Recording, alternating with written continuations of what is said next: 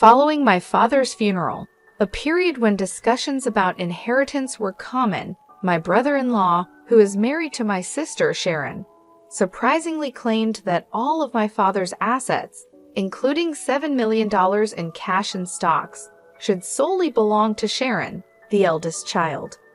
This proposal brought joy to my sister and her husband, yet the lawyer quickly clarified that such a decision wasn't theirs to make. My name is Paul Walker, a 44-year-old sales professional with a wife and 3 kids. My father was a significant shareholder in a company and remained actively involved until his later years.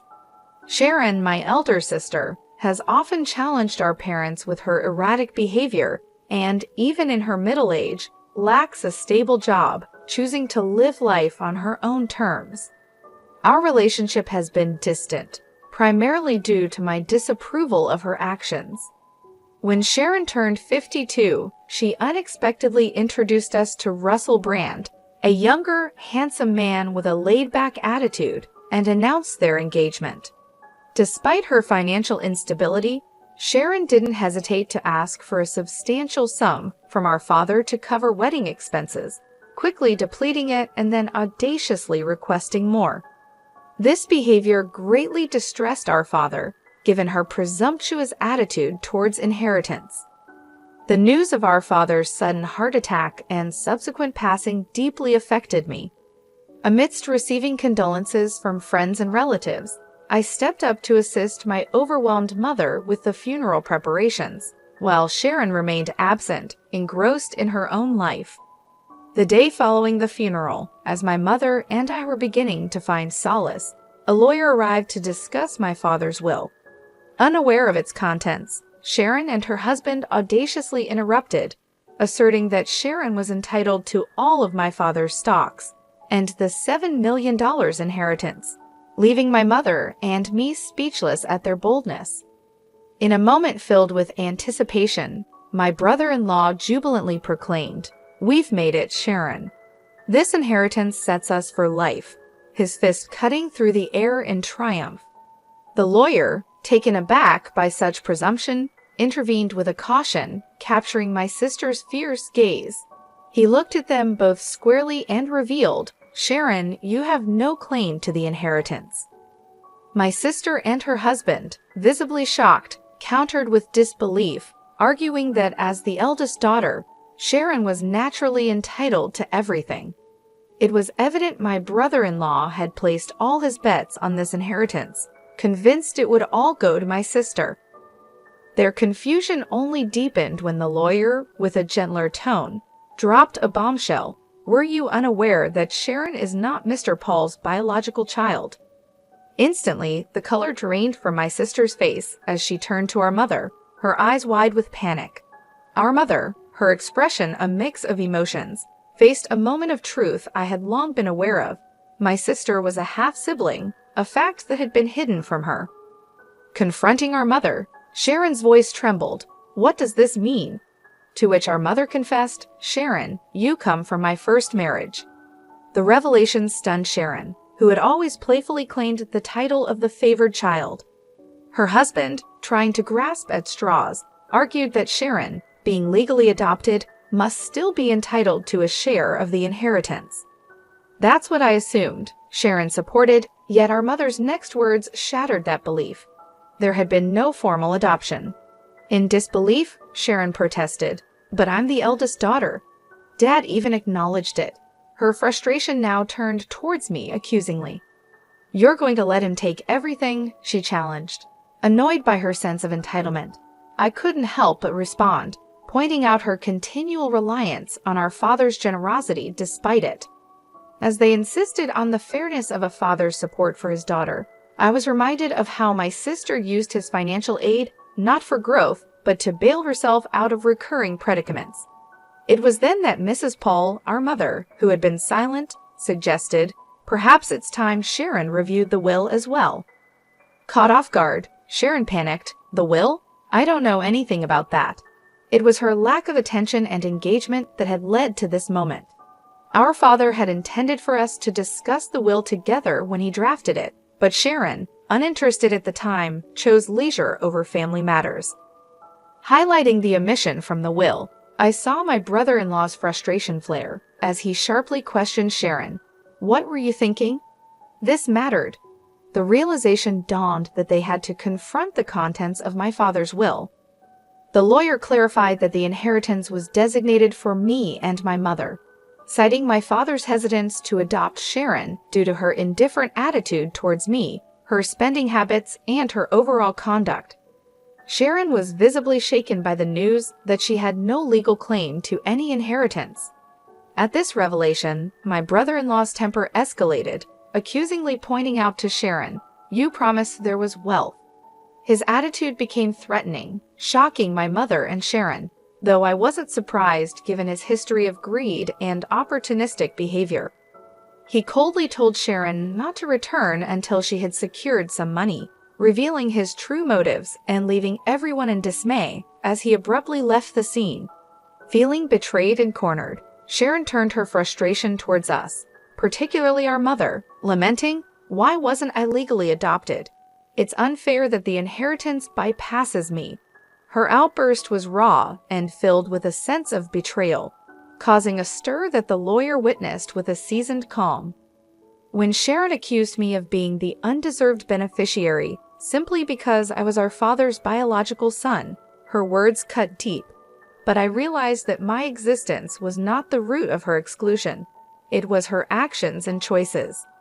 Before the situation could escalate further, the lawyer intervened, warning that her behavior could lead to legal consequences, a reminder that made Sharon pause, likely recalling her previous misdemeanors.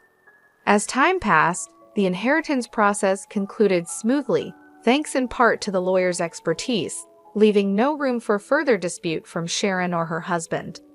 Despite their initial discontent, my mother decided to give Sharon some financial assistance, a gesture I chose not to comment on. Their subsequent disappearance with the funds only underscored their true intentions, leaving a bitter impression among our relatives who were privy to the saga. Seeking to uplift our spirits, I organized a family meal with my mother, wife, and daughter. The outing, suggested by my wife, brought a noticeable change in my mother's demeanor, brightened by the presence of her granddaughter, offering a moment of joy amidst the ongoing family turmoil. During a moment of calm, I suggested to my mom, "How about moving in with us?" But I was quick to add, knowing the unpredictability tied to my sister, Sharon, she might drop by, seeking help, especially financial. We should be cautious not to enable her too much. My mom's hesitation was palpable. Sharon, despite everything, was her daughter, and the prospect of potentially inviting conflict held her back. I left the offer open for her to ponder as we approached our ancestral home, only to be greeted by an unexpected sight. Lights on in what should have been an empty house. Suspecting Sharon might have returned, I proposed, "Let's have a quick coffee inside," as we got out of the car. Suddenly, a car charged towards us, missing us by a whisker, but in protecting my wife and responding to my daughter's alarmed cry, I ended up in a flower bed, slightly injured by the fleeting touch of the car, which eventually crashed into the garage entrance. My wife and daughter rushed to my aid, while my mother, frozen with shock, watched from the doorway. The incident led to my hospitalization overnight, and I later found out that Russell Brand, my brother-in-law, was behind the wheel, claiming a mix-up between the accelerator and the brake, a story I found hard to swallow. When my mother and sister visited me in the hospital, Sharon's response to my condition was chilling, hinting at her disappointment in my resilience, almost as if she had hoped for a more beneficial outcome for herself.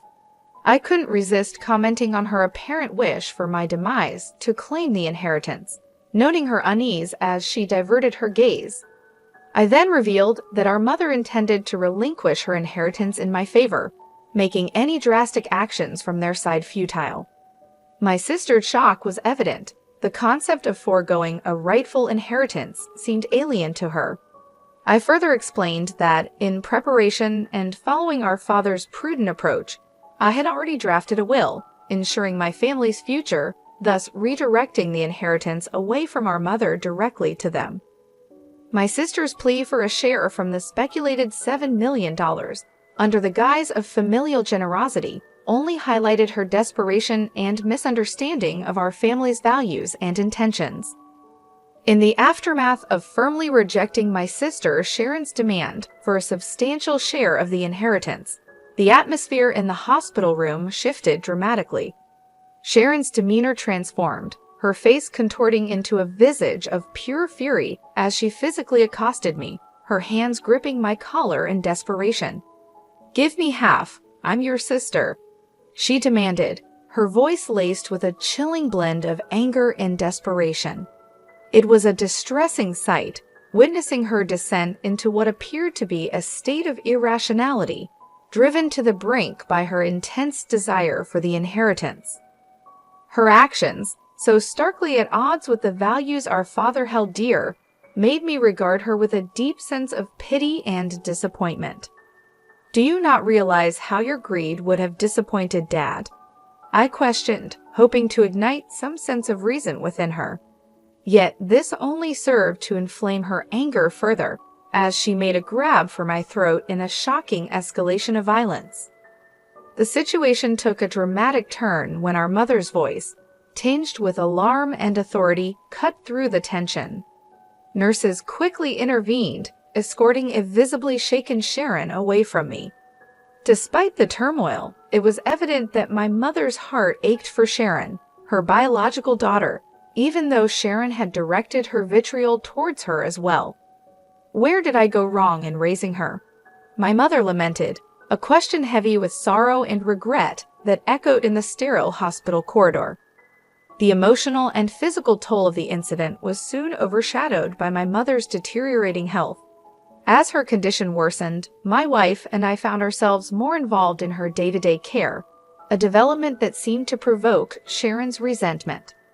Her feelings of exclusion were palpable, especially as she confronted the reality of our increased presence in our mother's life.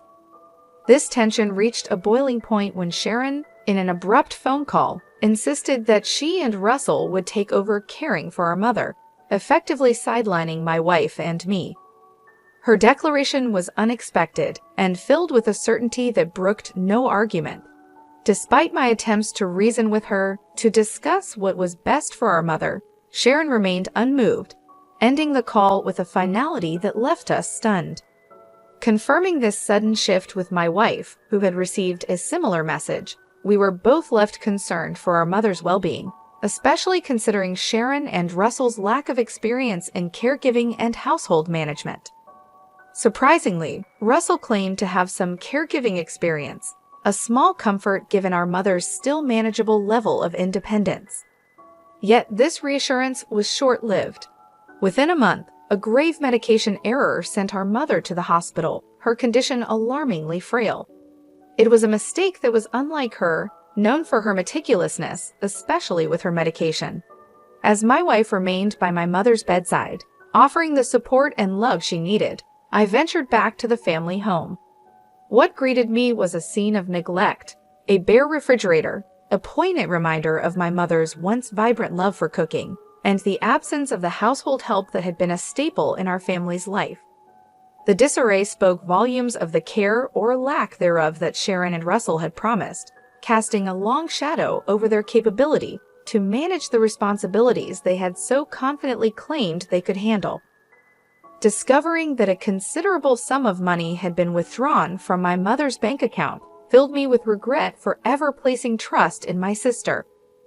Despite the safety measures, with her bank card and PIN securely locked away, the funds meant for everyday expenses had nearly vanished, while thankfully, the inheritance remained safe in a separate deposit box.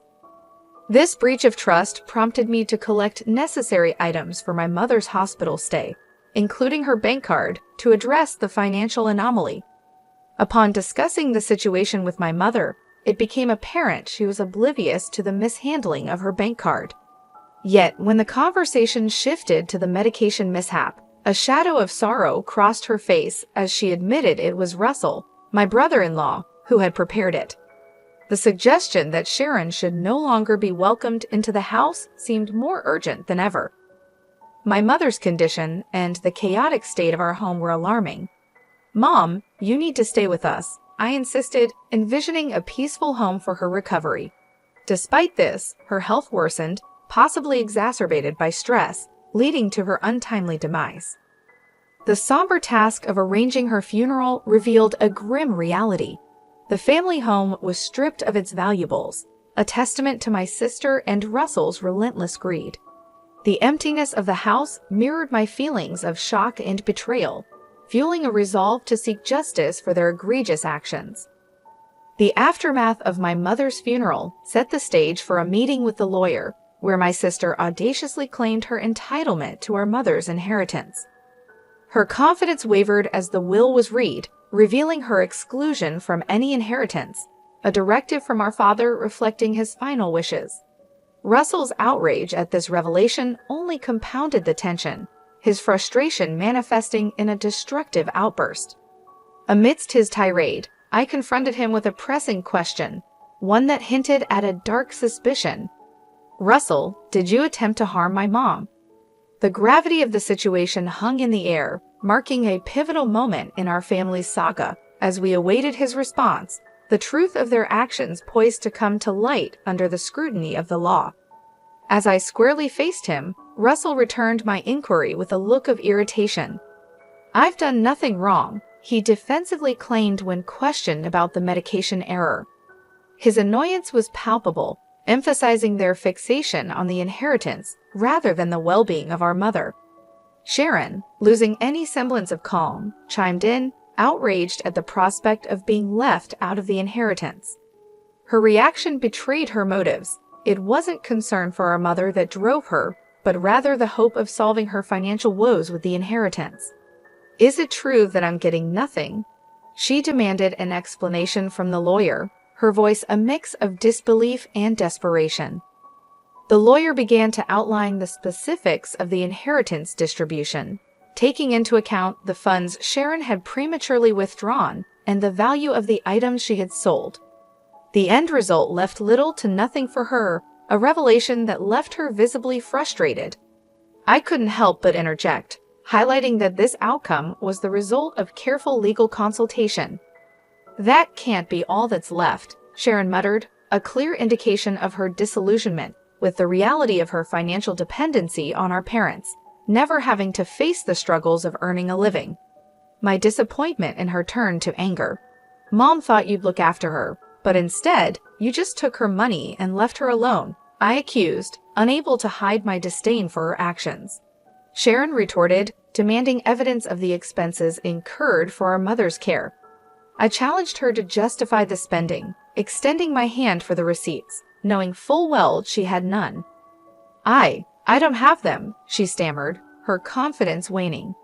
The lawyer underscored the importance of such documentation, leaving Sharon at a loss for words. Russell then tried to appeal to my sense of family, urging me to support Sharon despite everything. But my resolve was unshaken.